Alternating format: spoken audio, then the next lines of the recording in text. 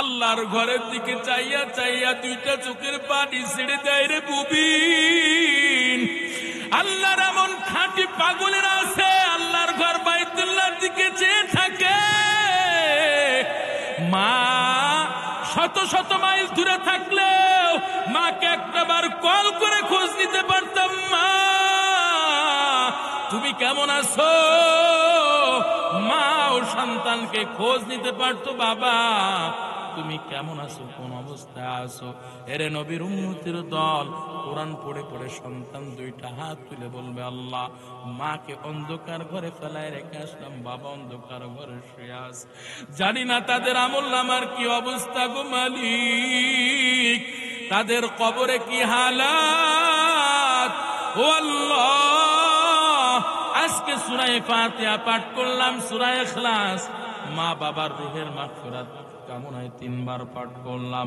এমন কি আল্লাহ রমজান মাস এসেছে, আমার মায়ের জন্য একটা পারা কোরআন তেলাওয়াত করলাম, ইফতারের আগে আমার বাবার জন্য একটা পারা কোরআন তেলাওয়াত করলাম। ও মালিক, আমার মা বাবাকে তুমি মাফ করে দাও, আমার মাকে তুমি ক্ষমা করে দাও, বাবাকে ক্ষমা করে দাও।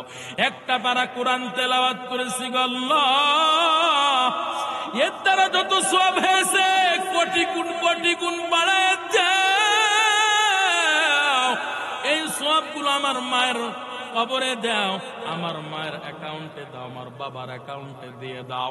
এরে নবীর উম্মতের দল, এই সন্তান যখন কোরআন পড়ে পড়ে দোয়া করে আপনার অ্যাকাউন্টে সওয়াবের জন্য আল্লাহর কাছে বলবেন, আল্লাহ পাকের কাছে সন্তান বলতে দেরি, আপনি মা বাবার অ্যাকাউন্টে আল্লাহ পাক কোরআন তেলাওয়াতের সওয়াব পৌঁছাইতে দেরি করবে না।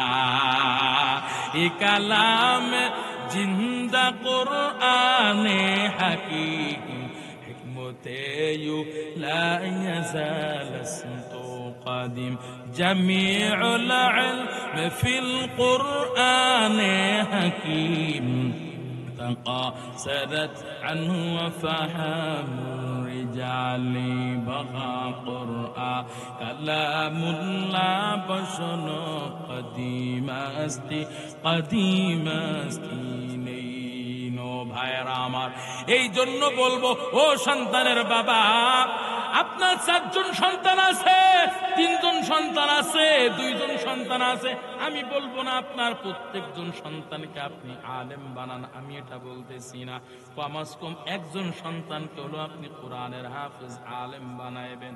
আপনারা তো বিভিন্ন পত্রিকা পড়েন, আপনারা তো সোশ্যাল মিডিয়া ইউটিউব ফেসবুক চালান, বিভিন্ন আপনারা ওই আশ্রয় কেন্দ্রে চলে যান, বৃদ্ধাশ্রমে চলে যান, ওই বৃদ্ধাশ্রমে যাইবেন, খোঁজ খবর নিবেন, বৃদ্ধাশ্রমে কত মা কত বাবা চোখের পানি ফেলে ফেলে সন্তানদেরকে খোঁজ করে, আমার সন্তান আমাকে একা ফেলাই রেখে গেল, আমার সন্তান আমার একটা বার খোঁজ নেয় নাই, আমার সন্তান আমাকে একটা বার মা বলে ডাক আমি শুনতে পারি নাই, আমার সন্তান মা বলে ডাকে নাই, কতদিন হয়ে গেল আমার সন্তান আমাকে দেখতে আসে না। এরা নবীর উম্মতের দল, ওই সন্তান যখন ফেলায় রেখে আসে, মা মনের কষ্টে বলে, ও সন্তান, তোর সন্তানকে তুই কখনোই লেখাপড়া করিয়া বড় করবি না, যদি তোর সন্তানকে তুই লেখাপড়া করিয়া বড় করিস তাহলে তোকেও তোর সন্তানরা এভাবে ফেলায় রেখে আসবে। কথা বলেন ঠিক কিনা? ওই মা বৃদ্ধাশ্রম থেকে মা চিঠি লিখে, সন্তান আজকে তোকে পড়ালেখা করিয়ে বড় বড় ডিগ্রি অর্জন করাইছি, আজকে তুই অফিসার হয়েছো, কর্মকর্তা হয়েছো, আজকে তুই বিল্ডিং অট্টালিকা করতে পেরেছো, আজকে আমি মা তোকে শিক্ষা না দিলে তো তুই কিছুই করতে পারতিস না, এত সুন্দর বউ তুই পাইতিস না, আজকে তুই সব পেয়েছো আমি মায়ের কারণে, আমি মা কত কষ্ট করে তোকে পড়ালেখা করিয়েছি, তোর বাবা দুনিয়ার জমিন থেকে বিদায় হয়ে গেছে, আমি মা না খাইয়া, আমি মা পরের বাড়িতে কাজ করে করে তোর জন্য খাবার নিয়ে এসেছি, আমি আগে খাই নাই রে সন্তান, আগে তোর মুখে দিয়েছি, আগে তোর পেটটা ভরিয়েছি, এরপর থাকলে খাইছি, না থাকলে খাই নাই। আল্লাহ পাক রব্বুল আলামিন জানায় দেন, গোলাম আমি আল্লাহ আমার বান্দাদের জন্য সর্বপ্রথম বাইতুল্লাহ নির্মাণ করলাম। আমি আল্লাহ ও গোলাম তোমাদের ইবাদতের জন্য সর্বপ্রথম যে ঘরটা নির্মাণ করলাম ওই ঘরটার নাম হলো কাবা বা বাইতুল্লাহ। জবান খুলে বলেন কাবা বা বাইতুল্লাহ এটা কার ঘর? এরে নবীর উম্মতের দল,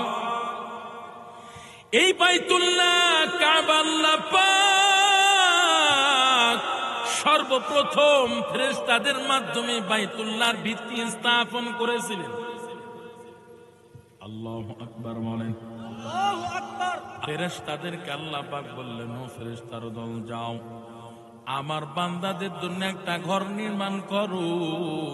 ওই ঘরে এসে আমার বান্দারা ইবাদত করবে, নামাজ পড়বে, আমার বান্দারা তওয়াফ করবে, আমি আল্লাহর নামের জিকির করবে, আমার বান্দারা লাব্বাইক লাব্বাইক বলে তালবিয়া পাঠ করবে। এরে নবীর উম্মতের দল, আল্লাহ পাক ফেরেশতাদেরকে অর্ডার করে বলে, ফেরেশতা তাড়াতাড়ি যাও, আমার বান্দাদের জন্য বাইতুল্লাহ নির্মাণ করো, আমি আল্লাহর ঘর নির্মাণ করো। আল্লাহ পাকের অর্ডারে ফেরেশতারা বাইতুল্লাহর ভিত্তি স্থাপন করলেন রে মুমিন। এরপর শত শত বছর চলে যায়, আল্লাহ পাক দুনিয়াতে এখনো পর্যন্ত কাউকে সৃষ্টি করেন নাই। বাবা আদমকে পর্যন্ত আল্লাহ পাক সৃষ্টি করেন নাই। বাবা আদমের সৃষ্টি করার শত শত বছর আগে আল্লাহ পাক ঘর নির্মাণ করছেন। এরে নবীর উম্মতের দল, কি হয় রে ভাই, কি আরে একটু খেয়াল করেন, একটু খেয়াল করেন, জিকির করেন, লা ইলাহা ইল্লাল্লাহ, লা ইলাহা ইল্লাল্লাহ, লা ইলাহা। স্বেচ্ছাসেবকগুলো কই গেছে? এরা কি চারি কোলে দেখে না যে পোলাপানে কথা পাই? আর আপনারা অমনোযোগী হইলে কিন্তু আমি কিন্তু ওয়াজ ভুলে যাব। আপনারা আমার দিকে খেয়াল করেন, বাইরের দিকে খেয়াল করেন না। লা ইলাহা ইল্লাল্লাহ মুহাম্মাদুর রাসূলুল্লাহ। ভাইরা আমার, আল্লাহ পাক রব্বুল আলামিন কাবা ঘরের ভিত্তি স্থাপন করার পর এরপর কয়েক শত বছর চলে যায়, আল্লাহ পাক বাবা আদমকে দুনিয়ার জমিনে পাঠাইলেন। বাবা আদম দুনিয়ার জমিনে আসার পর আল্লাহ পাক বাবা আদমকে কয়, ও পয়গম্বর আদম, আমি আল্লাহর ঘর বাইতুল্লাহ আপনাকে নির্মাণ করা লাগবে, আপনাকে এই বাইতুল্লাহর কাজ সম্পন্ন করা লাগবে। এরে নবীর উম্মতের দল, আল্লাহ পাক রব্বুল আলামিনের আদেশে পয়গম্বর আদম ওই ফেরেশতাদের ভিত্তির উপরে গাঁথুনি দিয়া শুরু করলেন। গাঁথুনি দিতে দিতে উঁচু করলেন, বাউন্ডারি দিলেন। এরপর সন্তান শীষ আলাইহিস সালাম বাবার গাঁথুনির উপর আবার গাঁথুনি দিয়া শুরু করলেন। এরে নবীর উম্মতের দল, এরপর পয়গম্বর নূহ আলাইহিস সালাতু ওয়াস সালামের জামানায় পয়গম্বর নূহ আলাইহিস সালাম শীষ আলাইহিস সালাতু ওয়াস সালামের গাঁথুনির উপর আরো গাঁথুনি দিয়ে সুন্দর করে সাজাইলেন। আল্লাহ পাকের ঘর বাইতুল্লাহ সুন্দর করে সাজাইলেন নূহ আলাইহিস সালাম। কিন্তু আল্লাহর কি কুদরত, আল্লাহর কি নীলা খেলা! পয়গম্বর নূহ আলাইহিস সালাতু ওয়াস সালামের জামানায় আল্লাহ পাক এমন মহাপ্লাবন দিলেন, এমন বন্যা দিলেন যে বন্যার পানির ঢেউয়ে ঢেউয়ে বাইতুল্লাহ একেবারে নিশ্চিহ্ন হয়ে গেল, বাইতুল্লাহ একেবারে মাটির সাথে মিশে গেল। আমি এক্সাম্পল যদি আপনাদের উদাহরণ যদি দিতে চাই, আরো ভালো করে বুঝবেন। গত কয়েক মাস আগের ঘটনারে মুমিন, কুমিল্লা, ফেনী, নোয়াখালী শহর এমন বন্যা হইল, বন্যার পানির ঢেউয়ে ঢেউ কত শত বাড়িগুলো ধ্বংস হয়ে গেল। কথা বলেন ঠিক কিনা? এরে নবীর উম্মতের দল, আল্লাহ পাক রব্বুল আলামিন মহাপ্লাবন দিলেন। নূহ আলাইহিস সালাতু ওয়াস সালামের মহাপ্লাবনে বাইতুল্লাহ একবার নিশ্চিহ্ন হয়ে গেল, বাইতুল্লাহর নাম নিশানা পর্যন্ত আর নাই। এরে নবীর উম্মতির দল, এভাবে চলতে থাকে, শত শত বছর চলে যায়, বাইতুল্লাহর নাম নিশানা পর্যন্ত নাই। হঠাৎ আল্লাহ পাক রব্বুল আলামিন পয়গম্বর ইব্রাহিম আলাইহিস সালাতু ওয়াস সালামকে বললেন, ও পয়গম্বর, আমি আল্লাহর ঘর আপনাকে নির্মাণ করা লাগবে। এদিকে বাইতুল্লাহ যে কোথায় ছিল কেউ জানে না, নিশ্চিহ্ন হয়ে গেছে। পয়গম্বর ইব্রাহিম আলাইহিস সালাতু ওয়াস সালামকে আদেশ করার পর পয়গম্বর ইব্রাহিম আল্লাহর কাছে বলে, আল্লাহ, আপনার ঘর যে নির্মাণ করব কোথায়? আপনার ঘর যে নির্মাণ করব স্থান তো চিনি না, কোথায় আপনার ঘর নির্মাণ করব? এরে নবীর উম্মতের দল, এক্সাম্পল যদি আমি আপনাদের দিতে চাই তাহলে সুন্দর করে আপনারা ভালো করে বুঝবেন রে বাবা। আপনার যদি এখন 4 তলা 5 তলা বিল্ডিং তৈরি করতে হয়, 5 তলা বিল্ডিং 10 তলা বিল্ডিং যদি তৈরি করতে চান, অথবা 1 থেকে 2 তলা বিল্ডিং যদি আপনি তৈরি করতে চান, আপনি নিজের মতামতেই কিছু করেন না, আপনি একজন ভালো ইঞ্জিনিয়ারের কাছে চলে যান, ভালো ইঞ্জিনিয়ারের পরামর্শ নেন। কথা বলেন ঠিক কি না? ইঞ্জিনিয়ারের কাছে যখন যাবেন, গোপালগঞ্জ শহরে চলে যাবেন, শহরে একজন ইঞ্জিনিয়ার কি পাইবেন, ইঞ্জিনিয়ার ভাই, আমার বাড়ি ভেড়ারহাট, আমার একটা বিল্ডিং তৈরি করে দেওয়া লাগবে। সাথে সাথে ইঞ্জিনিয়ার সাহেব বলবে, ভাই আপনার বাসা কোথায়? ঠিক না? বলবে আপনার বাসা কোথায়, কোন এলাকা আপনার বাসা, কোথায় আপনি ঘর নির্মাণ করবেন? শিখাইবো না?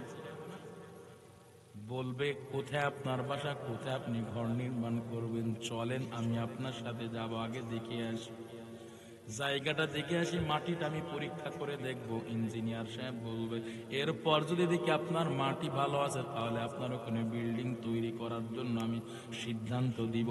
এমনকি কোন প্ল্যানে করবেন সেই প্ল্যানটাও পর্যন্ত আমি বলে দিব। এরে নবীর উম্মতের দল, ইঞ্জিনিয়ার সাহেব যেমন জিজ্ঞাসা করে, ভাই আপনার বাড়ি কোথায়, কোথায় আপনার ঘর নির্মাণ করা লাগবে রে ভাই? এরে নবীর উম্মতের দল, কিসের জন্য জিজ্ঞাসা করে? সে তো আর আপনার অঞ্চল চেনে না, আপনার জায়গা তো চেনে না। আল্লাহ পাক যখন কয়, পয়গম্বর ইব্রাহিম, আমি আল্লাহর ঘর আপনাকে নির্মাণ করা লাগবে, আপনাকে সুন্দর করে আমি আল্লাহর ঘর নির্মাণ করা লাগবে। পয়গম্বর ইব্রাহিম কয়, ওই ইঞ্জিনিয়ার যেমন জিজ্ঞাসা করে, কোথায় আপনার বাড়ি, কোথায় নির্মাণ করা লাগবে? পয়গম্বর ইব্রাহিম আলাইহিস সালাম আল্লাহকে বলে, আল্লাহ আপনার ঘর কোথায় নির্মাণ করব গো মালিক? এরে নবীর উম্মতির দল, পয়গম্বর ইব্রাহিম যখন আল্লাহর কাছে জানতে চাইলেন, আল্লাহ পাক সুন্দর করে জায়গাটা চিনাই দিলেন। আল্লাহু আকবার। এই কথাটা আল্লাহ পাক মহাগ্রন্থ আল কোরআনুল কারীমে সুন্দর করে বলেছেন। আল্লাহ কয়, ওয়া ইয বাওয়া'না লিইব্রাহিম মাকানাল বাইত ওয়া ইয বাওয়া'না, আমি আল্লাহ আমার পয়গম্বরকে জানিয়ে দিলাম, অবগত করলাম, বুঝিয়ে দিলাম, মাকানাল বাইত, বাইতুল্লাহর স্থানটা আমি আল্লাহ চিনাই দিলাম, দেখাই দিলাম, অবগত করলাম। আল্লাহু আকবার।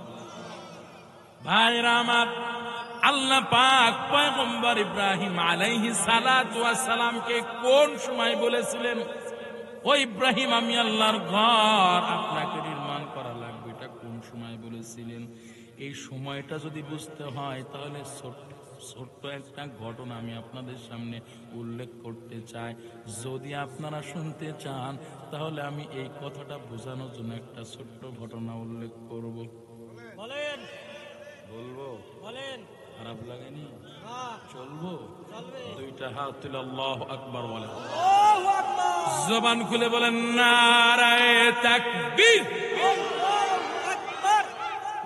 গোপালগঞ্জের মানুষ, আপনার গলায় জোর নাই নাই? ঢাকাতে এলাম কত কষ্ট করে, জ্যামজট পার করে। ওরে আল্লাহ, এখন ঢাকা শহরে যান না ভাই, জ্যামই এমন ভাবে আটকাইবো 2 ঘন্টা না 3 ঘন্টা 4 ঘন্টা পার হয়ে যাবে। কথা বলে ঠিক, যাত্রা বাড়িতে একটু যেয়ে দেখেন না কি জ্যাম রে ভাই। জ্যামজট পার করে এত কষ্ট করে আইলাম, আমি চিল্লাইতেছি, গলা ফাটাইতেছি, আর আপনারা শুধু বই বই থাকে। মানে ঘাট যে নিজ করবেন আর উঠাবে না, তাই নাকি? জবানটা খুলে বলেন আল্লাহু আকবার। হ্যাঁ, দুইটা হাত তুলে নারায়ে তাকবীর। দিন ইসলাম, দিন ইসলাম, ও জিন্দাবাদ, জিন্দাবাদ, নারায়ে তাকবীর। আশিক না যত বাধা, যত ঝড় সাইক্লোন, রাসূলের পথে মোরা চলবই, এ জীবন বাজি রেখে দিনের নিশান মোরা বাংলার আকাশে ওড়াবই। কথা বলেন ঠিক কিনা? আসুক না যত বাধা, যত ঝড় সাইক্লোন, রাসূলের পথে মোরা চলবই, এ জীবন বাজি রেখে দিনের নিশান মোরা বাংলার আকাশে উড়াবই।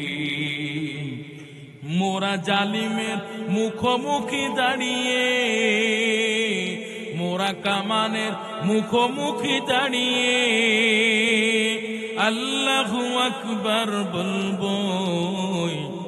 আসুক না যত বাধা, যত ঝড় সাইক্লোন, রাসূলের পথে মোরা চলবই, এ জীবন বাজি রেখে দিনের নিশান মোরা বাংলার আকাশে উড়াবই।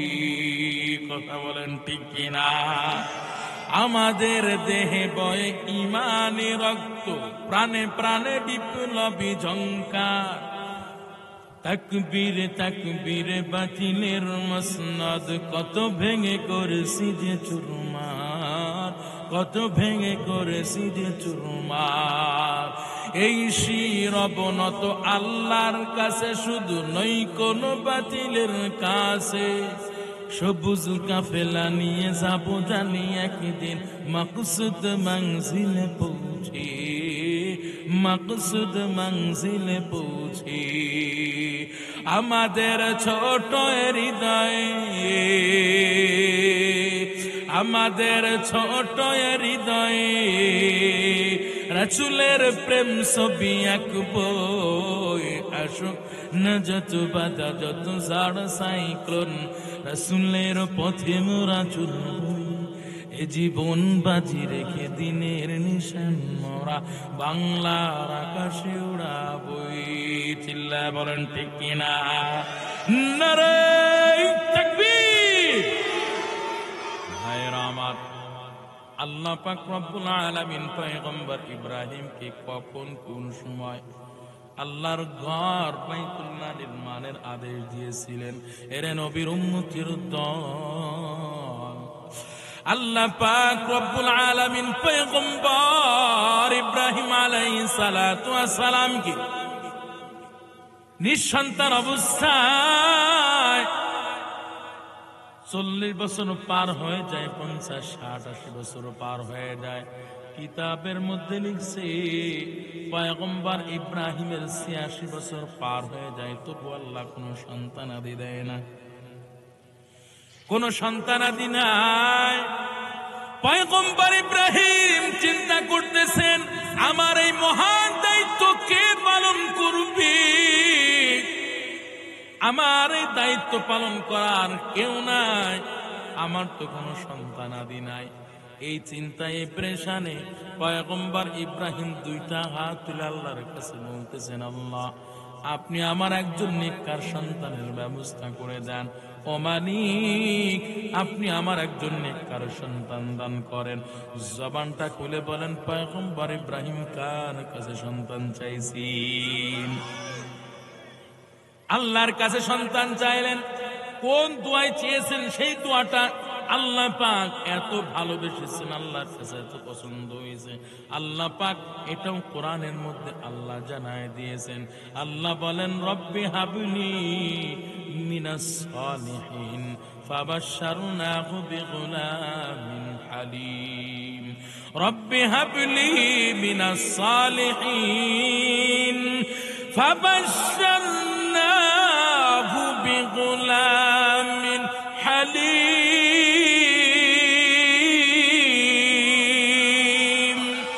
এই কালামে জিন্দা কুরআনে হাকিম, হিকমতে লা ইয়াজাল ইসমু কাদিম, জামিউল ইলম ফিল কুরআনে হাকিম, تقاصرت عنه وفحام الرجال بخا قرآن كلام الله بشر قديم أستي قديم أستينين ভাইয়েরা আমার, আল্লাহ পাক রব্বুল আলামিনের কাছে পয়গম্বর ইব্রাহিম সন্তান চায়। আল্লাহর কাছে দোয়া করা মাত্র আল্লাহ পাক পয়গম্বরকে সুসংবাদের বাণী শোনায়। আল্লাহ পাক কয়, ফাবাশশারনাহু, ও পয়গম্বর আমি আল্লাহ আপনাকে সুসংবাদের বাণী শোনাইলাম। কি বাণী? পয়গম্বর আপনাকে আমি আল্লাহ শুধু নেককার সন্তান দিব, এতটুকুই না, নেককার সন্তান চাইছেন। রব্বি হাবলি মিনাস সালিহিন, সৎ সন্তান চাইছেন। ও পয়গম্বর আমি আল্লাহ নেককার সন্তান দিব, শুধু এতটুকুই না, বরং আপনার জন্য এমন একজন সন্তান দিব যে হবে ধৈর্যশীল সন্তান, ধৈর্যশীল সন্তান। এরে নবীর উম্মতের দল, পয়গম্বর ইব্রাহিম আল্লাহর কাছে সন্তান চাইছেন। কার কাছে সন্তান চাইছেন? আর আমরা এখন কার কাছে সন্তান চাই? কথা কয় না, কথা কয় না। জিমাই গিয়েছেন না? কার কাছে সন্তান চাই? পীরের কাছে সন্তান চাই, মাজারওয়ালার কাছে সন্তান চাই। কথা বলেন ঠিক কিনা? পীরের কাছে সন্তান চাই বাবা, মাজারওয়ালার কাছে সন্তান চাও। আসলে পীর বাবাই সন্তান দেওয়ার ক্ষমতা রাখে না, মাজারওয়ালা সন্তান দেওয়ার ক্ষমতা রাখে না। আল্লাহ পাক নিজে কোরআনের মধ্যে জানাই দিলেন, ইয়াহাবু লিমান ইয়াশাউ ইনাসাহু ওয়া ইয়াহাবু লিমান ইয়াশাউ যুকুর আও ইউযাওয়িজুহুম যুকরানা ওয়া ইনাসা ওয়া ইয়াজআলু মান ইয়াশাউ আকীমা ইন্নাহু আলীমুন কাদির। আল্লাহ পাক জানাই দেন, গোলাম আমি আল্লাহ কাউকে কন্যা সন্তান দিই, আমি আল্লাহ আবার কাউকে পুত্র সন্তান দিই। আমি আল্লাহ চাইলে আবার এই দুটোটার মধ্যে কাউরে কোনোটা দিই না। বলেছেন কে? আর তুমি সন্তান দেওয়ার মালিক আল্লাহ।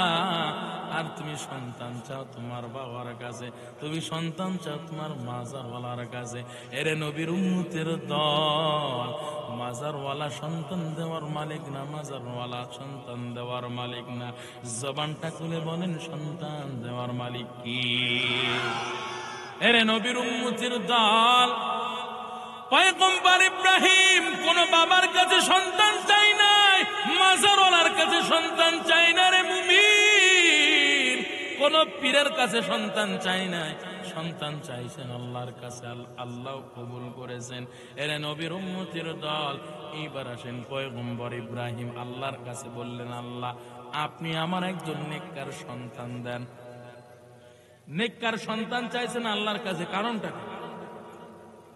এরে নবীর উম্মতের দল, নেককার সন্তানের কত দাম, কত মূল্য ওই মা বাবায় জানে। যেই মা বাবার সন্তান 10 বছর পার হতে পারে নাই, অসৎ সঙ্গের সাথে চলতে চলতে অসৎ হয়ে গেছে, গাঞ্জাখোর হয়েছে, ইয়াবাখোর হয়েছে, ট্যাবলেটখোর হয়েছে। যে সন্তান মা বাবার অবাধ্য হয়ে মা বাবার কথা মতো চলে না, মা বাবার অবাধ্য হয়ে চলে, ওই মা বাবাই জানে নেককার সন্তান সৎ সন্তানের কত দাম। কথা বলেন ঠিক কিনা?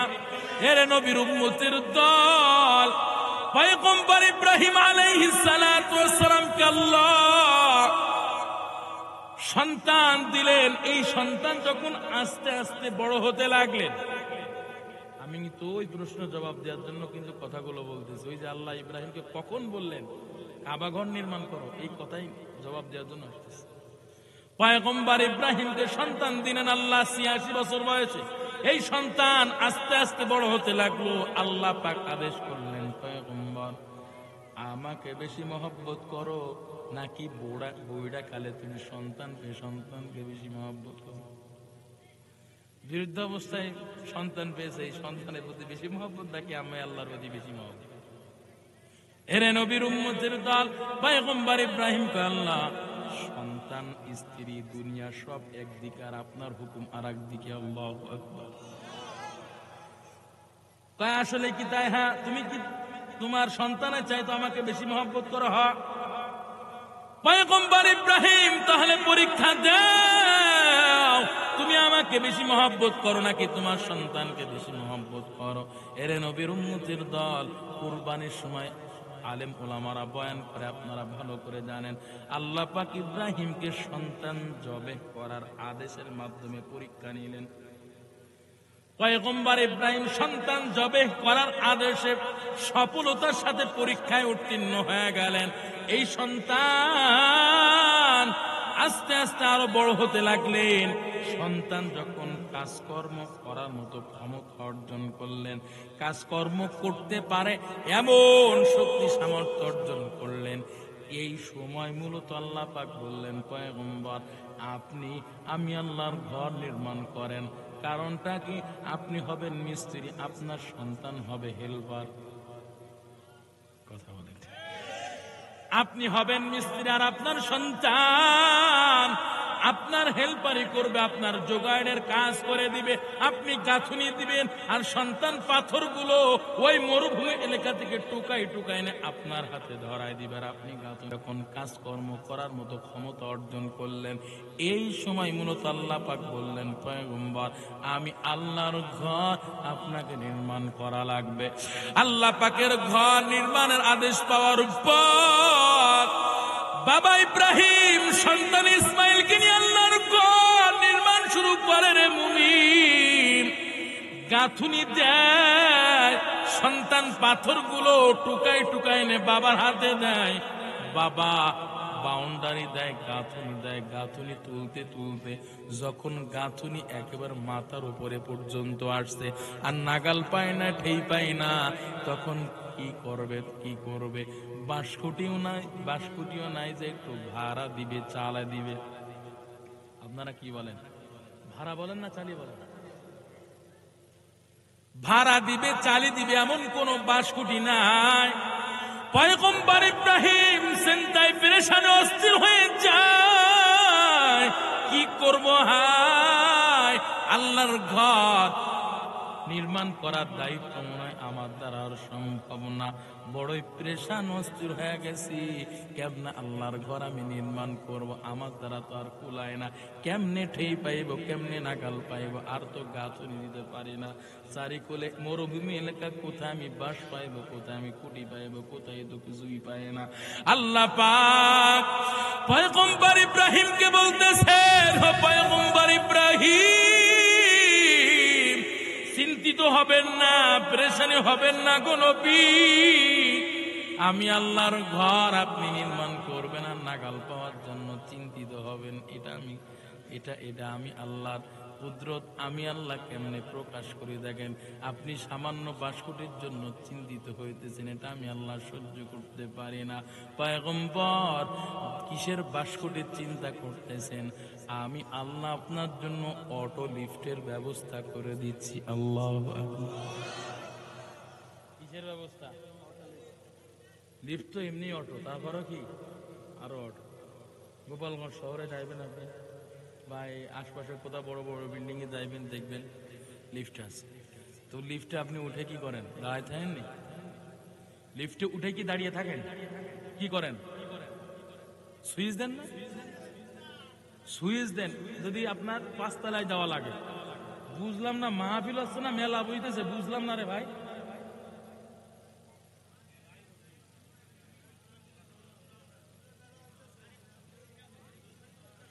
আমি এই কথা ছোট আমি বয়ানই করতে পারতেছি না।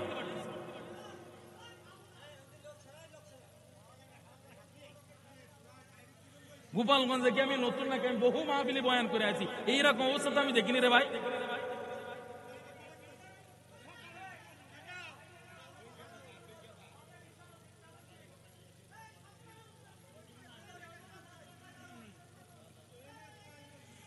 জিকির করেন লা ইলাহা ইল্লাল্লাহ, লা ইলাহা, লা ইলাহা ইল্লাল্লাহ মুহাম্মাদুর রাসূলুল্লাহ। ভাইরা আমার, তো আপনি অটো লিফটে ওঠেন, লিফটে উঠার পর আপনি কি করেন ভাই? আপনি যদি 5 তলায় দেওয়া লাগে 5 নম্বর সুইচ দেন, কি ঠিক না ভাই? 10 তলায় যদি যেতে চান কয় নম্বরে সুইচ দেন? 10 তলায়। যদি আপনি 8 তলায় যেতে চান কত নম্বর সুইচ দেন? আবার কাজ কাম শেষে যদি আপনার 3 তলা আওয়া লাগে তাহলে কয় নম্বর সুইচ দেন? এরে নবীর উম্মতের দল, যদি আপনি লিফটে উঠানোর পর যদি নির্দিষ্ট তলায় যাওয়ার জন্য সুইচ না দেন, তাহলে বারবার শুধু আপনি উপরে যাইবেন আর আসবেন, কিন্তু নির্দিষ্ট তলায় যেতে পারবেন না। কথা বলেন ঠিক কি? এরে নবীর উম্মতের দল, পয়গম্বর ইব্রাহিমকে আল্লাহ এমন অটো লিফটের ব্যবস্থা করে দিয়েছেন রে যুবক ভাই। কেমন অটো লিফটের ব্যবস্থা! আল্লাহ পাক কয়, পয়গম্বর আপনি নাগাল পাওয়ার জন্য, ঠেই পাওয়ার জন্য বাসকুটির চিন্তা করতেছেন, দরকার নাই। আমি আল্লাহ এমন আল্লাহ, অসম্ভবকে সম্ভব করার মালিক। কি আল্লাহ পাক বললেন, পয়গম্বর ওই যে পাথর দেখতেছেন, পাথর উপরে একটু দাঁড়ান। ইব্রাহিম আলাইহিস সালাম চিন্তা করছে, মাত্র 2-1 ফুট উচ্চতার পাথর, এই পাথরে দাঁড়ালে আমি কতটুকু বা নাগাল পাই? আল্লাহ কয়, পয়গম্বর আপনি ওই চিন্তা করেন না, দাঁড়াবেন তো, তারপরে দেখেন আমি আল্লাহর কুদরত, কেমন কুদরত। আল্লাহু আকবার। এরে নবীর উম্মতের দল, পয়গম্বর আল্লাহর কুদরতকে বিশ্বাস করে পাথরের উপরে পাড়া দিতে দেরি, ওই পাথর মুহূর্তের গতিতে উপরে উঠতে দেরি করে নাই। আল্লাহু আকবার। পাথর উপরে উঠে গেছে। পয়গম্বর ইব্রাহিম গাঁথুনি দিয়েছেন, গাঁথুনি যখন শেষ হয়ে গেছে, সুইচ দেওয়া লাগে নাই, সাথে সাথে আবার নিচেই চলে আসছে। আবার গাঁথুনি দেওয়ার জন্য যখন পয়গম্বর ইব্রাহিম পাথরের উপরে দাঁড়াইছে, সুইচ দেওয়া লাগে নাই, সাথে সাথে অটোমেটিক উপরে উঠে গেছে। গাঁথুনি শেষ হয়ে গেছে, আবার নিচেই নেমে গেছে। আল্লাহু আকবার। সেই পাথরটার নাম এখনো পর্যন্ত, পাথরটা যারা আপনারা হজে গিয়েছেন, বাইতুল্লাহ গিয়েছেন, দেখবেন আল্লাহ পাক ওই পাথরটা নিদর্শন স্বরূপ কিয়ামত পর্যন্ত আনেওয়ালা বান্দাদেরকে দেখানোর জন্য, আল্লাহ পাকের কুদরত দেখানোর জন্য সেই পাথরটা এখনো পর্যন্ত কাবার চত্বরে এক পাশে এক কর্নারে রেখে দিয়েছেন, যার নাম হলো মাকামে ইব্রাহিম।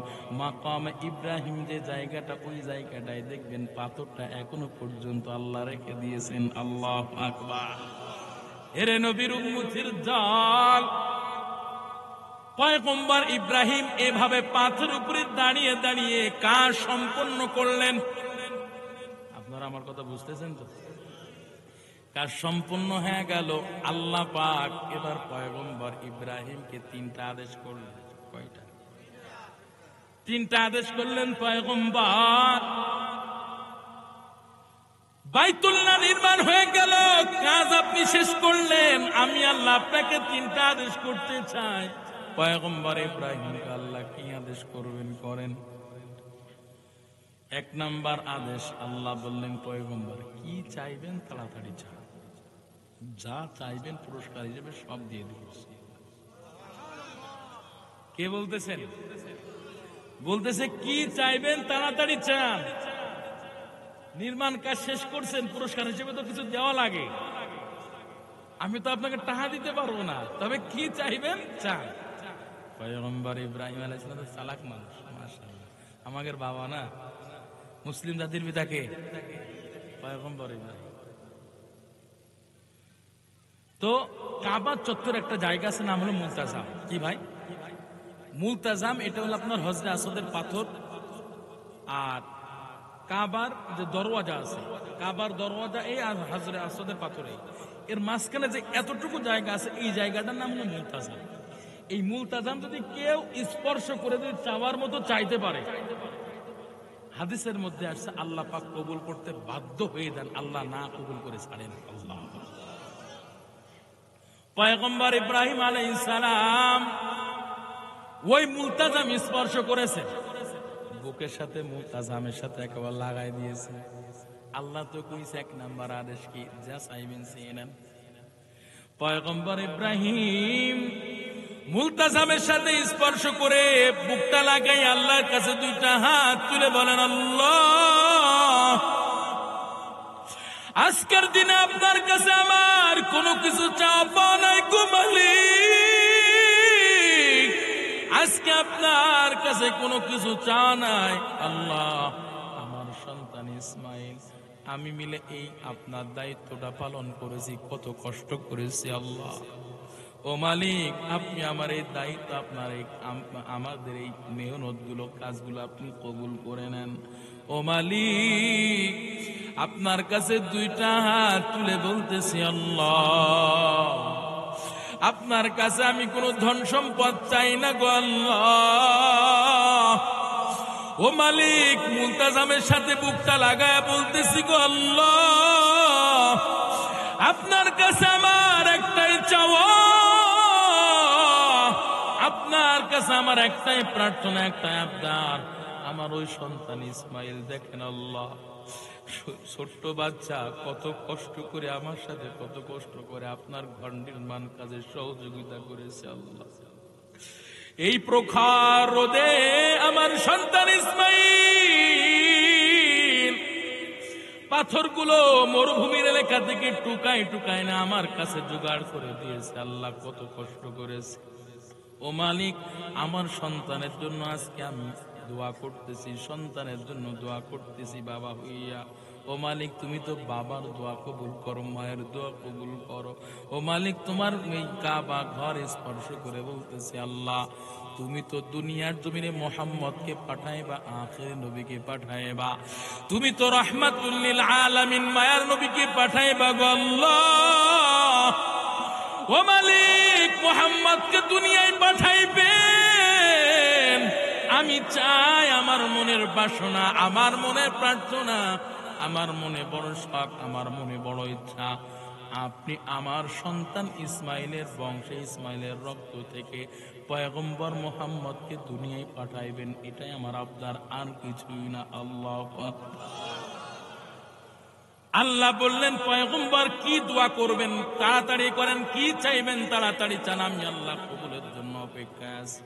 এরে নবীর উম্মতের দল, বাইতুল্লাহ নির্মাণ শেষে আল্লাহ পাক এক নাম্বার আদেশ করলেন, কি চাইবেন চান।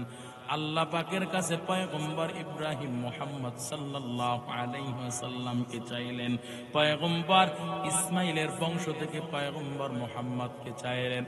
আল্লাহ পাক দোয়া এমন ভাবে কবুল করেছেন রে যুবক, কেমন ভাবে আল্লাহ দোয়া কবুল করেছেন রে মুমিন। পয়গম্বর ইব্রাহিম আল্লাহর কাছে নবী মুহাম্মদকে চাইছেন, আল্লাহ পাক কবুল করে পরবর্তীতে সন্তান ইসমাইলের রক্তে আল্লাহর নবীকে পাঠাইছেন। আল্লাহু আকবার। ইমামুল আউয়ালিন আল আখিরিন صدقا رحمة للعالمين سيد الكونين ختم المرسلين آخر أحمد بود فخر الأولين محمد عربی ہے نبی راستے پیشوار محمد عربی ہے نبی راستے پیشوار मालूम हवा उसकी पैदाइश से उजाला शफीउल उमम हमारा नबी रोज़े क़ियामत शफाअत करेगा अल्लाह के पास गुनाहगार उम्मत शफाअत करेगा अल्लाह के पास गुनाहगार उम्मत। भाइरा আমার বাইতুল্লাহ নির্মাণ কাজ শেষ হয়ে গেল। আল্লাহ এক নাম্বার আদেশ করলেন, পয়গম্বর কি চাইবেন? পয়গম্বর ইব্রাহিম আলাইহিস সালাতু ওয়াস সালাম সন্তান ইসমাইলের বংশে মুহাম্মদকে চাইলেন, আল্লাহ পাক সেটা কবুল করলেন। এইবার আল্লাহ পাক দ্বিতীয় নাম্বার আদেশ করলেন, পয়গম্বর আপনি এই একাই এই বাইতুল্লাহ নির্মাণ করবেন, এটা হবে না। ও পয়গম্বর এই বাইতুল্লাহ একটা ঘর, এই বাইতুল্লাহ নির্মাণ করলে হবে না, বরং এই বাইতুল্লাহর শাখা প্রশাখা, এই কাবার শাখা প্রশাখা মসজিদ গোটা পৃথিবীর জমিনে তৈরি করতে হবে। পয়গম্বর ইব্রাহিম আল্লাহর কাছে বলেন, আল্লাহ আপনার এই একটা ঘর বাইতুল্লাহ নির্মাণ করতে গিয়ে আমি বড়ই পেরেশানি হয়ে গেছি, আমি বড়ই পেরেশানি অস্থির হয়ে গেছি, হিমশিম খেয়ে গেছি। এখন এই ঘরের শাখা প্রশাখা পুরা পৃথিবীর বুকে পৃথিবীর জমিনে কেমনে তৈরি করব, আমি তো আমার দ্বারা সম্ভব না। জবানটা খুলে বলেন, অসম্ভবকে সম্ভব করার মালিক কে? দুইটা হাত তুলে বলেন না, সম্ভবকে সম্ভব করার মালিক কে? আরেকটা আওয়াজ করে বলেন না, সম্ভবকে সম্ভব করার মালিক কে? কাদের কুদরত জারি বল কামাল আনতা রব্বি আনতা হাসবি জু জালাল তুহি কাদের জলিলুল্লাহ জাহাদার বহর হাল तू ही मेरा निगाहदार या इलाही तू मेरा माबूद है या इलाही तू मेरा माशूक है। भाई रामत अल्लाह पाक बोलें पैगंबर বাইতুল্লাহর শাখা প্রশাখা মসজিদ গোটা পৃথিবীর জমিনে তৈরি করা লাগবে। পয়গম্বর বললেন, আমি পারবো না, আমার দ্বারা তো সম্ভব না গো আল্লাহ। পয়গম্বর বললেন, পয়গম্বর আল্লাহ বললেন, বাইতুল্লাহ নির্মাণ শেষে যে ধুলি কোনা আছে, বালু কোনা আছে, এই বালু কোনা আপনি বাতাসে নিক্ষেপ করে দেন। পয়গম্বর ইব্রাহিম আল্লাহর আদেশে বাইতুল্লাহ নির্মাণ শেষে ধুলি কোনাগুলো, বালু কোনাগুলো বাতাসে নিক্ষেপ করে দিলেন, ফু দিলেন। আর ওই বালু কোনা ধুলি কোনাগুলো পয়গম্বর ইব্রাহিমের নিক্ষিপ্ত বালু কোনা ধুলি কোনাগুলো আল্লাহ পাকের কুদরতে আল্লাহ পাক গোটা পৃথিবীর জমিনের আনাসে কানাসে আল্লাহ পাক ছড়াই ছিটাই দিলেন, পৌঁছাই দিলেন। যেখানে পয়গম্বর ইব্রাহিমের নিক্ষিপ্ত বালু কোনা ধুলি কোনাগুলো আল্লাহ পাক পৃথিবীর বুকে যেখানে আল্লাহ পাক ছড়াই ছিটাই দিয়েছেন, সেখানে কিয়ামতের আগ পর্যন্ত, কিয়ামতের আগে আল্লাহ পাক সেখানে আল্লাহর ঘর মসজিদ নির্মাণের ব্যবস্থা করে দিবি। এরে নবীর উম্মতের দল, আল্লাহ পাক এবার 3 নাম্বার আদেশ করলেন, পয়গম্বর কি চাইবেন চেয়েও নিলেন। এমনকি 2 নাম্বার আদেশ করলাম, বাইতুল্লাহ শাখা প্রশাখা মসজিদ নির্মাণ করতে হবে, সেটাও হয়ে গেল। আল্লাহ পাক এবার 3 নাম্বার আদেশ করলেন, ও পয়গম্বর আপনি শুধু এই ঘরে ইবাদত করবেন, এই বাইতুল্লাহ তওয়াফ করবেন, এই বাইতুল্লাহ আপনি শুধু একাই নামাজ আদায় করবেন, এটা হবে না। বরং আপনার সন্তানেরা, আমার বান্দারা গোটা পৃথিবীর আনাস কানাস থেকে আমার বান্দারা আমি আল্লাহর ঘরে হাজিরা দিবে। আল্লাহু আকবার। পয়গম্বর আপনি হজের আযান দেন, হজের ঘোষণা দেন, আমার বান্দারা আপনার ডাকে সাড়া দিয়ে বাংলাদেশের গোপালগঞ্জ শহর থেকে আমার কত বান্দারা আমি আল্লাহর ঘরে আসবে। আল্লাহু আকবার। পয়গম্বর ইব্রাহিম আল্লাহ কেমনে সম্ভব? মরুভূমি এলাকায় তো কেউ নাই, কেউ নাই। আমি যে আজান দিব, আমি যে ঘোষণা দিব, আমার কথা কে শুনবে? আমার আজান কে শুনবে? আমার ঘোষণাটা কে শুনবে? শোনার তো কেউ নাই। আল্লাহ কয়, ইব্রাহিম আপনি ঘোষণা দেন, আজান দেন, আমার বান্দাদের কানে পৌঁছানোর দায়িত্ব আমি আল্লাহর। আল্লাহ জবান খুলে বলেন অসম্ভবকে সম্ভব করার মালিক কে? আর একটা আওয়াজ করে বলেন অসম্ভবকে সম্ভব করার মালিক কে? আল্লাহু আকবার। ভাইরা আমার, পয়গম্বর ইব্রাহিম আল্লাহর অর্ডারে হজের আজান দিলেন, হজের ঘোষণা দিলেন। রহমাতুল লিল আলামিন হাদিসের মধ্যে বলেন পয়গম্বর ইব্রাহিম আল্লাহর অর্ডারে হজের ঘোষণা দিয়েছেন, আজান দিয়েছেন। ওই সময় ওই হজের আজানের ঘোষণা যে সমস্ত বান্দারা আজানে সাড়া দিয়েছে, আল্লাহ নবী রহমাতুল লিল, মায়ের নবী রহমাতুল লিল আলামিন বলে পয়গম্বর ইব্রাহিমের আজানে যারা জবাব দিয়েছে, যারা সাড়া দিয়েছে, তারা আল্লাহর ঘর বাইতুল্লাহ তওয়াফ করার তৌফিক পাইবি। আল্লাহু আকবার। হাদিসের মধ্যে ব্যবহার আসছে, যারা দুইবার সাড়া দিয়েছে দুইবার যেতে পারবে, তিনবার যারা সাড়া দিয়েছে তিনবার যেতে পারবে। যে যেই কয়বার ইব্রাহিমের আজানে সাড়া দিয়েছে সে সেই কয়বার বাইতুল্লাহ যেতে পারবে। আল্লাহু আকবার। এরে নবীর উম্মতের দল, আল্লাহ পাক এই ঘরটা এত বরকতময় করে বানাইছেন। কেমন বরকতময় করে বানাইছেন রে মুমিন? আল্লাহ কয় ইন্না ওয়ালা বাইতি উদিআ লিন-নাস লাল্লাযী বিবাক্কাতা মুবারাকা মুবারাকা ওয়া হুদাল লিল আলামিন। আল্লাহ বলেন আমি আল্লাহ এমন বরকতময় করেছি রে মুমিন। কেমন বরকতময়? আল্লাহ পাক ওই কাবা চত্বরের এক কোণায় আল্লাহ পাক হজরে আসওয়াদের পাথর দিয়েছেন। ওই হজরে আসওয়াদের পাথর যে বান্দা এই জবান দিয়ে, এই ঠোঁটটা দিয়ে যে বান্দা চুম্বন করতে পারবে রে মুমিন, হাদিসের মধ্যে আসছে কিয়ামতের ময়দানে এই পাথরের আল্লাহ পাক কুদরতি জবান দিবেন। এই কুদরতি জবান দেয়া ওই হজরে আসওয়াদের পাথর, ওই হজরে আসওয়াদের পাথর ওই কুদরতি জবান দিয়া বলবে আল্লাহ আপনার এই বান্দা আমাকে চুম্বন করেছিল, আমাকে স্পর্শ করেছিল, ও মালিক আপনার এই বান্দাকে জাহান্নামে দিবেন না, বরং আপনার যে বান্দা এই হজরে আসওয়াদকে স্পর্শ করেছিল, চুম্বন করেছিল, আপনার এই বান্দাকে আপনি জান্নাতে দিয়ে দেন। এরে নবীর উম্মতের দল, যারা ওই আল্লাহ পাক এই ঘরটা কেমন বরকতময় করেছেন রে মুমিন। আল্লাহ পাক প্রতিটা মুহূর্তে মুহূর্তে 120টা করে রহমত ওই বাইতুল্লাহ চত্বরে আল্লাহ পাক দান করেন। 120টা রহমত। তার মধ্যে যারা তওয়াফ করে, হাদিসের মধ্যে আসছে যারা বাইতুল্লাহ তওয়াফ করে আল্লাহ পাক তাদের উপরে 60টা রহমত নাজিল করেন।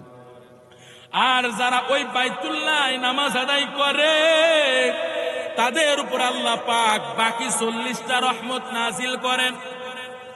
আর যারা অনেক বান্দারা আছে যারা দাঁড়াইয়া দাঁড়াইয়া বসে বসে আল্লাহর ঘর বাইতুল্লাহর দিকে বারবার চেয়ে থাকে, বারবার চেয়ে থাকে, চক্ষু শীতলতা করে, দিলটা প্রশান্তি লাভ করে। আল্লাহর ঘরের দিকে চাইয়া চাইয়া দুইটা চোখের পানি ছেড়ে দেয় রে মুমিন। আল্লাহর এমন খাঁটি পাগলের আছে আল্লাহর ঘর বাইতুল্লাহর দিকে চেয়ে থাকে। আল্লাহ পাক বাকি 20টা রহমত যেই বান্দা বাইতুল্লাহর দিকে তাকিয়ে থাকে চক্ষু শীতল করে, বাকি 20টা রহমত ওই বান্দার উপর আল্লাহ নাজিল করেন। আল্লাহু আকবার। এরে নবীর উম্মতের দল, আল্লাহর ঘর বাইতুল দেখতে মনে চায়, যদি আল্লাহর ঘর বাইতুল্লাহ দেখতে মনে চায়, আল্লাহ নবীর রওজা দেখে যদি কারো সালাম দিতে মনে চায়, এমন কে কে আছেন দুইটা হাত তুলে আল্লাহকে দেখা দেন।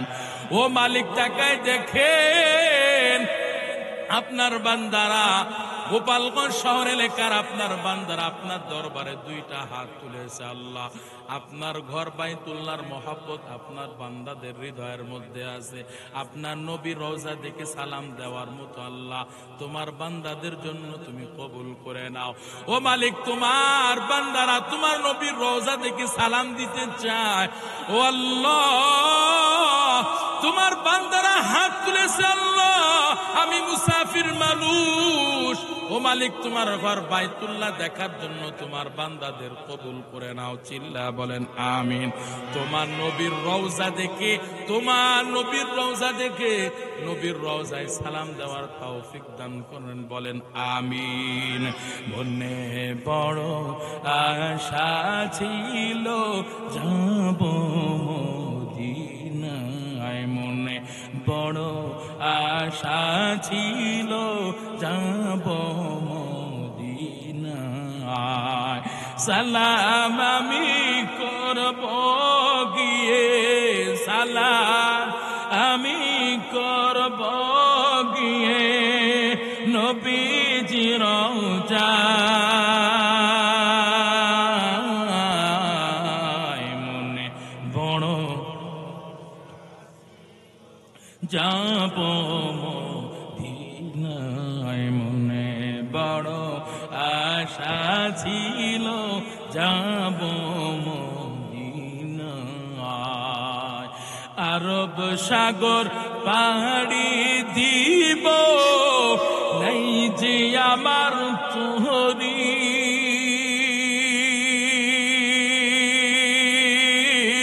পাখি নাই যে উড়ে যাব জান্নাতে ভর করে। আমার আশায় আছে সম্বল নাই, আমার আশায় আছে সম্বল নাই, করি কি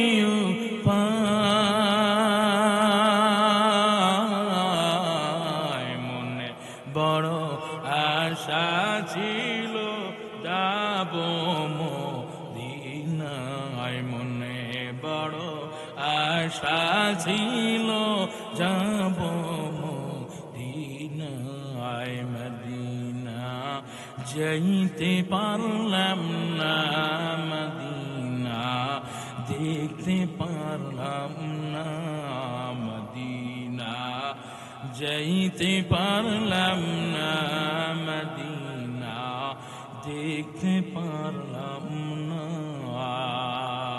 আমি অসহায় তাই এত দূরে রই, আমি অসহায় তাই এত দূরে রই, শুধু সালাম জানাই। মদিনা যাইতে পারলাম না, মদিনা দেখতে পারলাম না। মদিনা নাম কত মধু,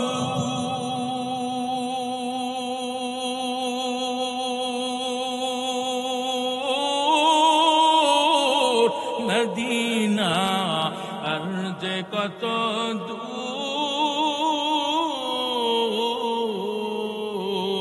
মদিনা নাম কত মধু,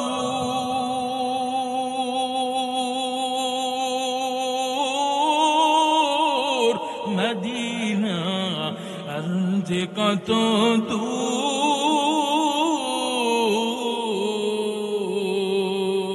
সেই মদিনার পথের ধুলি আমি, সেই মদিনার পথের ধুলি আমি মাখতে পারলাম না, মদিনা যাইতে পারলাম না, মদিনা দেখতে পারলাম না। চিল্লা বলেন আল্লাহু আকবার। ভাইরা আমার, চলবে? খারাপ লাগেনি? ওরে বাবা, ও বাবা, চাচা মনে করতেছে এটা মনে হয় মেশিং রে।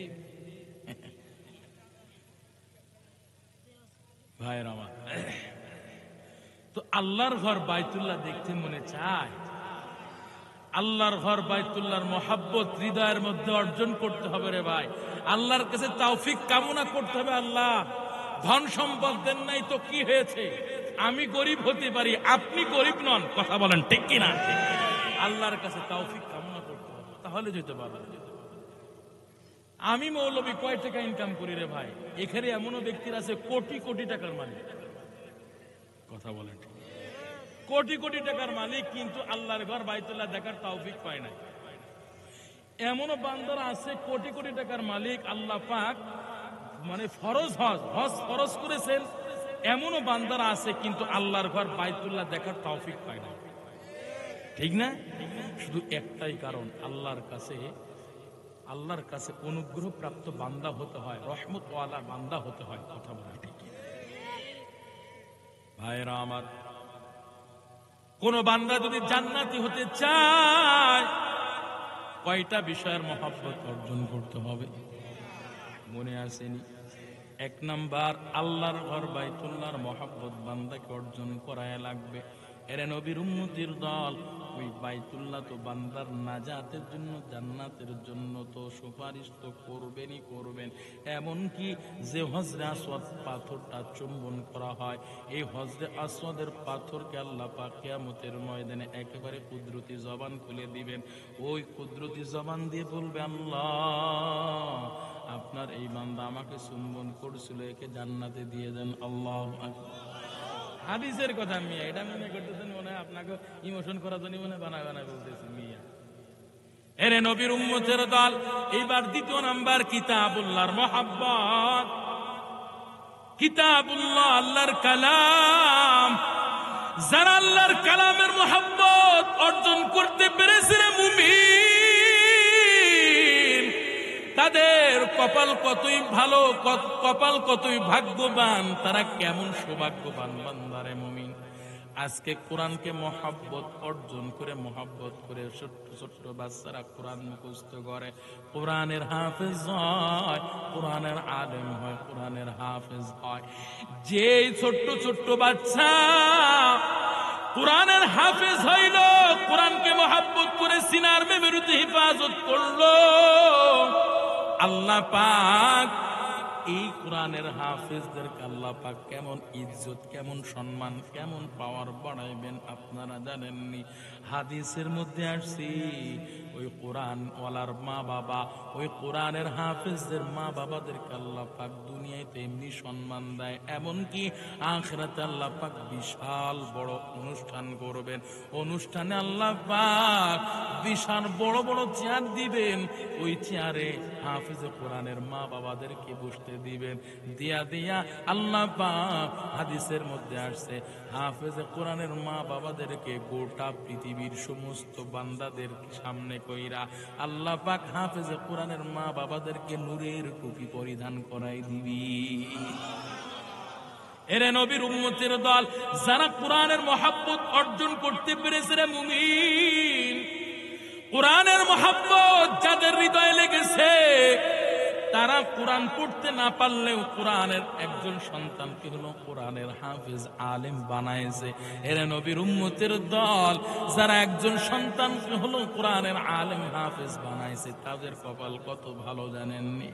আজকে দুনিয়ার জমিনে পিতা হয়ে যাবেন, ও আম্মা জান, আপনাদের কপাল কত ধন্য যারা হাফেজে কোরআনের মা বাবা হয়েছে।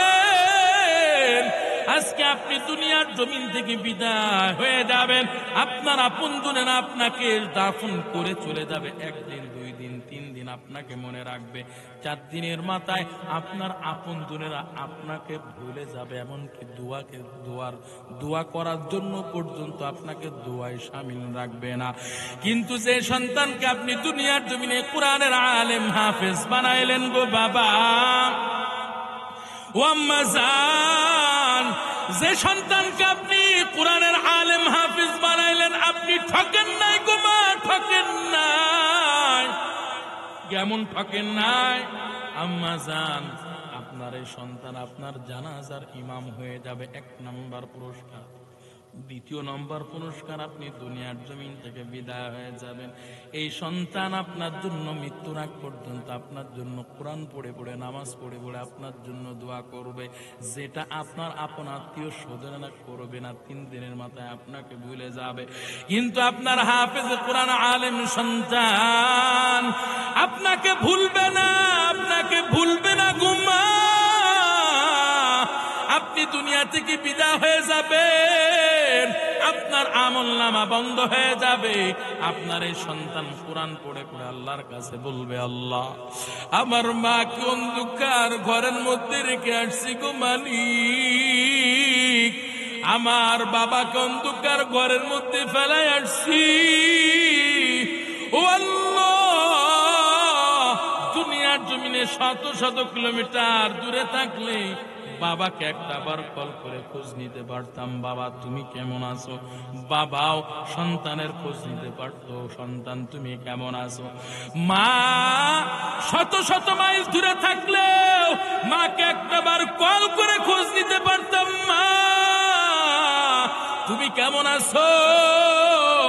মা ও সন্তানকে খোঁজ নিতে পারতো, বাবা তুমি কেমন আছো, কোন অবস্থায় আছো।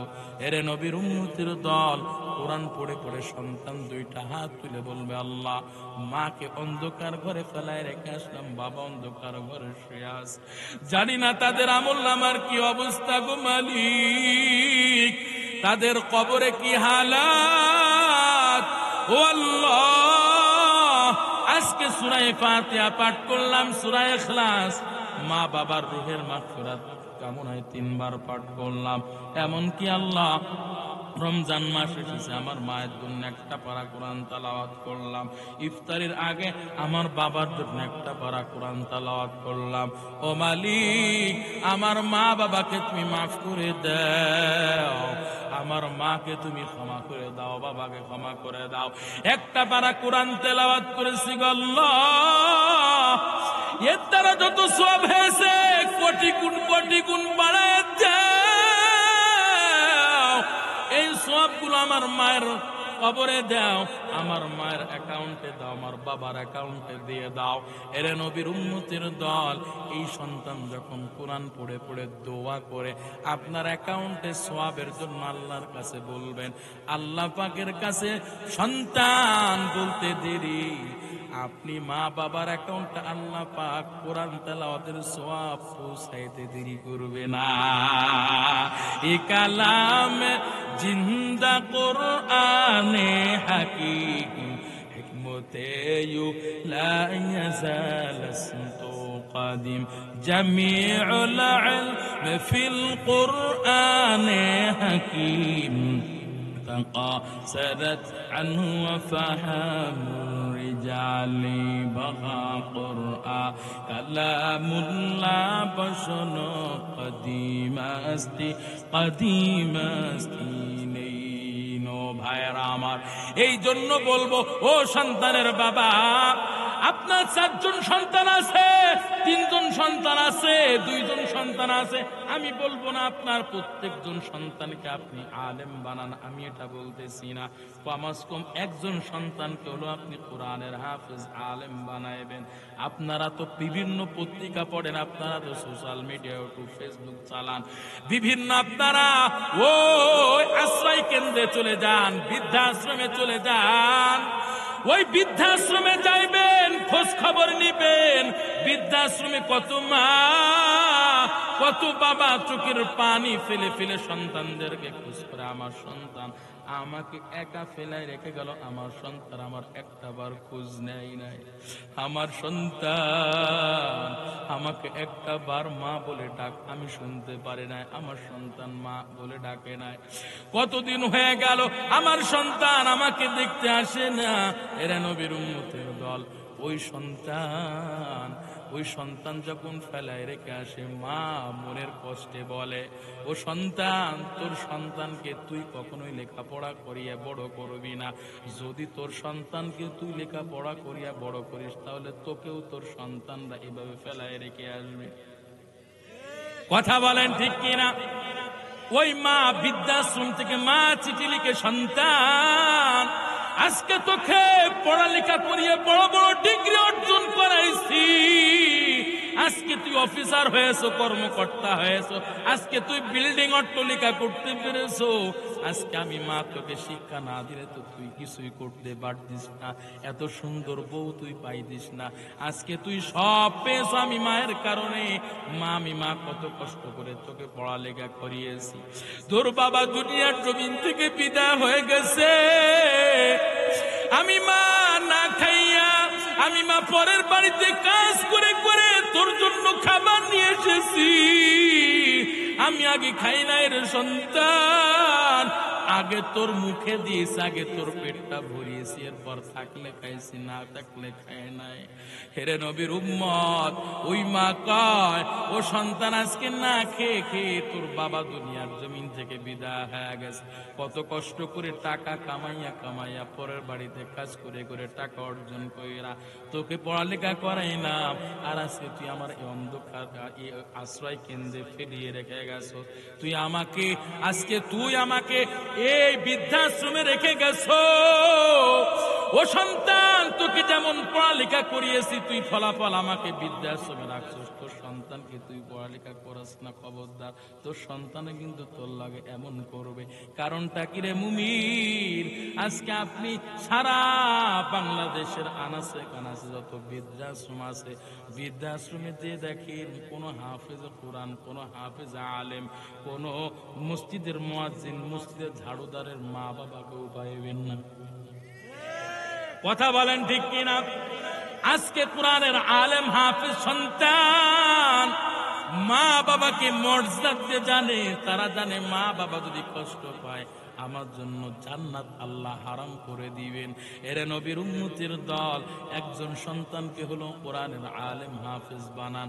এই সন্তান 1000-2000 টাকা ইনকাম করুক, অল্প টাকা ইনকাম করুক, দেখবেন ও বাবা আপনাকে মাইনাস করে আপনার সন্তান চলবে না, আপনার ওই কোরআনের আলেম হাফেজ সন্তান আপনাকে মাইনাস করে চলবে না, আপনাকে নিয়ে চলবে।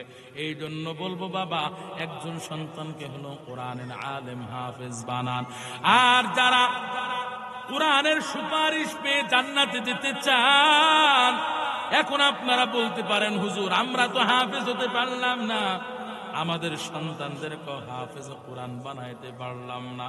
আপনাদের জন্য বড় সুযোগ আছে রে বাবা, আপনারা চাইলে পারেন কোরআনের সুপারিশ নিয়ে জান্নাতে যেতে। হেরে নবীর উম্মতের দল, আপনাদের জন্য সুযোগ আছে।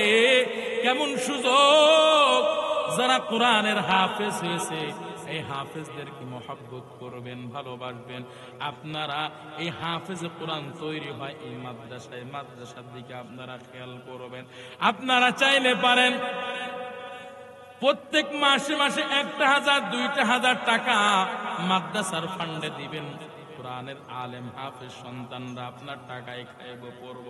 আপনি কোন দিন আসেন হুজুর এতিমখানা বোর্ডিং লিল্লা বোর্ডিং এ কি দরকার, আমি 5000 টাকা দান করে গেলাম, সন্তানদেরকে আপনি সুন্দর মতো খাবার খাওয়াইবেন, খানা খাওয়াইবেন। এরে নবীর উম্মতের দল, অন্তর থেকে যদি আপনি এটা করতে পারেন আল্লাহর দরবারে এইগুলো অ্যাকাউন্টে, আপনার অ্যাকাউন্টে লিখতে দেরি হবে না রে মুমিন। কিয়ামতের ময়দানে দেখবেন আপনি মাদ্রাসা একদিন এসে 5000 টাকা এতিমখানায় দান করেছিলেন আল্লাহর জন্য, আল্লাহকে দেখানোর জন্য, আল্লাহ সন্তুষ্টর জন্য। আল্লাহ পাক কিয়ামতের ময়দানে দেখবেন আপনার অ্যাকাউন্টে আল্লাহ পাক সেই 5000 টাকা লিখে রাখছে। আল্লাহু আকবার। এরে নবীর উম্মতের দল, আপনাদের সামনে প্রধান মেহমান মাদ্রাসার বিল্ডিং এর কাজ চলতে আসছে, আপনাদের কাছে চাইবে, কেউ আপনারা ফেরত দিবেন না, কেউ আপনারা খালি হাতে যাবেন না। মাদ্রাসার জন্য যে যতটুকু পারেন কোরআনের মহব্বতে দান করে যাবেন। কিয়ামতের ময়দানে এই কোরআন আপনার জন্য সুপারিশ করবে।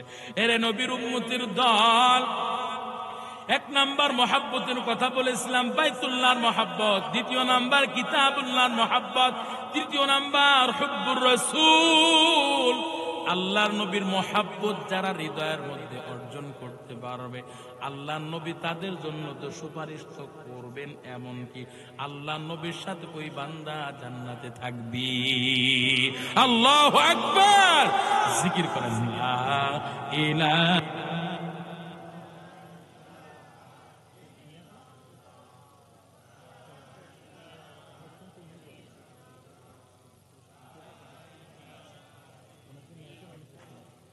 লা ইলাহা ইল্লাল্লাহু মুহাম্মাদুর রাসূলুল্লাহ সাল্লাল্লাহু।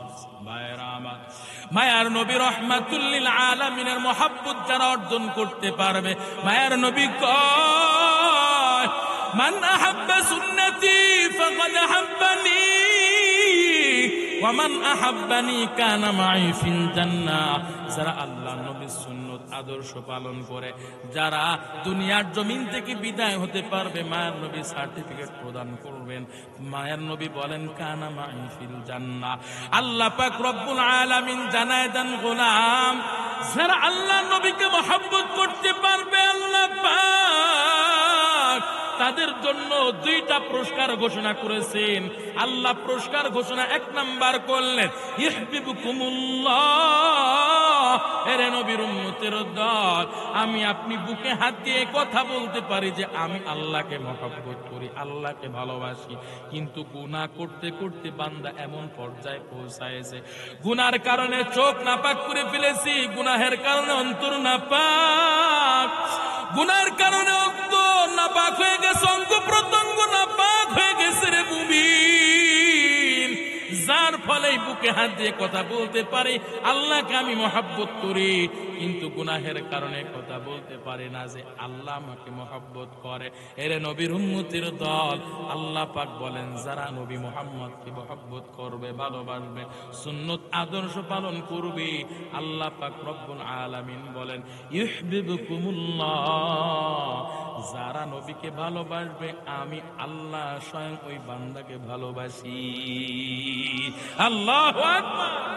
আল্লাহ পাক এবার 2 নাম্বার পুরস্কার ঘোষণা করেছেন, যারা আমার নবীকে মহব্বত করে আল্লাহ পাক কয় ইয়াগফির লাকুম যুনুবাকুম ওয়াল্লাহু গফুরুর রহিম।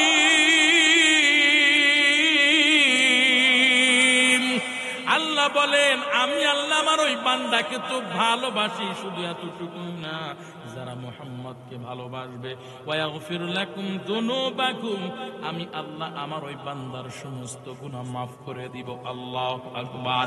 এরে নবীর উম্মতের দল, যুবক ভাই ও বৃদ্ধ বাবাজি, আমি আপনাদের সামনে এতটুকু আলোচনা করার উদ্দেশ্য, রে বাবা 3টা মহব্বত অর্জন করেন। দেখেন আল্লাহ পাক রব্বুল আলামিন আপনার আমার জন্য জান্নাত রেডি রেখেছেন। ওরে যুবক ভাই, তোমরা মা বাবার মহব্বত করবা, মা বাবার সাথে কখনো খারাপ আচরণ করবা না, 5 ওয়াক্ত নামাজ পড়বা, গান বাজনার আড্ডায় যাইবা না, গান বাজনার আড্ডা করবা না রে ভাই। তোমরা আল্লাহর বিধান মতো চলবা। যৌবনকালের ইবাদত আল্লাহর কাছে বড় দামি রে মুমিন। যৌবনকালের ইবাদত দিয়ে বান্দা জান্নাতে যেতে পারবে।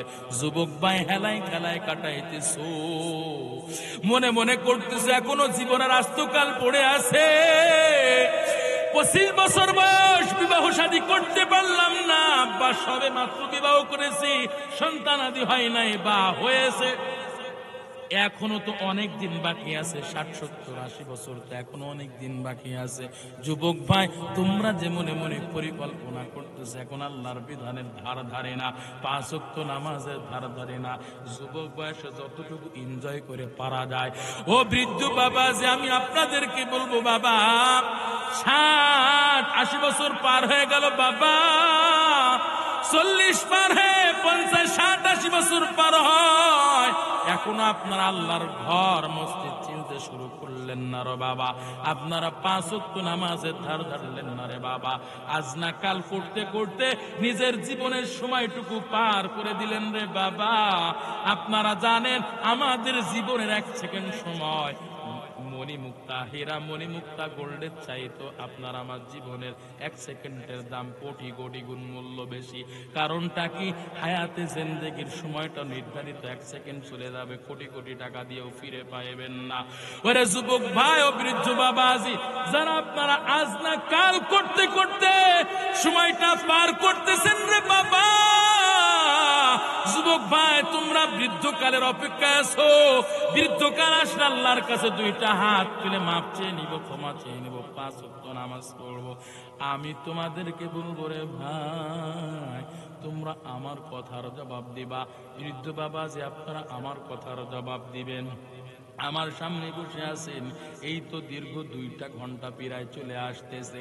1 ঘন্টা বলেন, 2 ঘন্টা বলেন না কেন রে বাবা, 1 মিনিট, 2 মিনিট, 3 মিনিট বলেন না কেন রে যুবক ভাই, সেকেন্ড 2 সেকেন্ড বলো না করো রে ভাই, ওরে যুবক, ও গোপালগঞ্জ এলাকার যুবক ভাই, আধা সেকেন্ড যে বাঁচতে পারবো হায়াতের কোনো গ্যারান্টি আছে নাকি? আধা সেকেন্ড হায়াতের গ্যারান্টি নাই রে যুবক। তোমার আমার হায়াতটা কেমন জানো যুবক ভাই? যখন তখন তোমার আমার সামনে আজরাইল এসে হাজির। এই যে গোপালগঞ্জ শহরে বড় বড় বিশ্ব রোড দেখতেছো, এই রোডে কত যুবক দুনিয়ার জমিন থেকে অ্যাক্সিডেন্ট করে চলে গেল, কত মায়ের বুক খালি হয়ে গেল রে যুবক।